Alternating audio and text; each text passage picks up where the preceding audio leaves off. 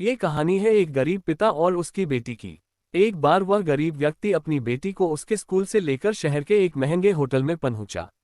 उस व्यक्ति ने फटे पुराने कपड़े पहने हुए थे और उसकी बेटी स्कूल की ड्रेस पहनी हुई थी। जब दोनों होटल के अंदर पहुंचे तो वेटर पूछा, सर आप क्या खाना पसंद करेंगे, आप अपना ऑर्डर बता दीजिए। तब उस व्यक्ति ने कहा कि आप मेरे बेटी के लिए एक प्लेट पाव भाजी ले करके आ जाइए बस। वेटर ने कहा, सर आप कुछ नहीं लेंगे, आपके लिए भी कुछ लेकर आओ। तो गरीब व्यक्ति ने कहा, मेरे लिए कुछ नहीं, आज मेरी बेटी के लिए पार्टी है।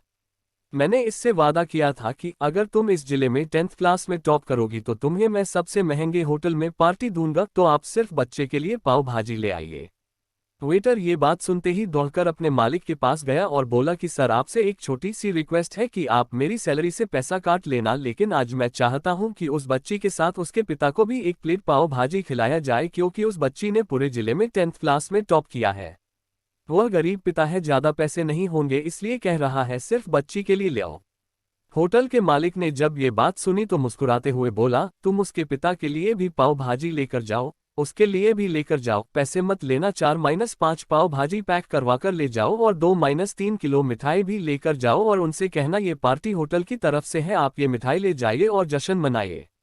जब वेटर ने 2 प्लेट पाव भाजी लेकर गया तो वह व्यक्ति चौंक गया और बोला, मैंने तो एक ही मंगाई थी, मेरे पास पैसे नहीं है। वेटर बोला, अरे सर शर्मिंदा मत कीजिए, ये पार्टी होटल की तरफ से है, आपकी बेटी, हमारी बेटी ने टॉप किया है, ये मिठाइयाँ लेकर जाइए और जश्न मनाइए। पिता और बेटी खुश हो गए और चले गए।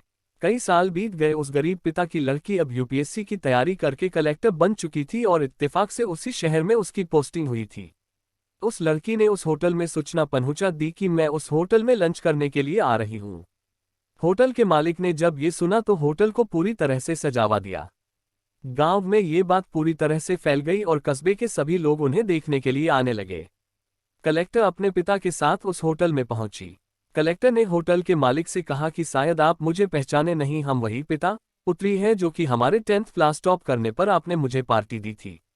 हम वही पिता पुत्री हैं, आज फिर से आए हैं और आज पार्टी हम देंगे आपको, आपके पूरे स्टाफ को और पूरे गांव को, क्योंकि आपने गरीबी का सम्मान किया है।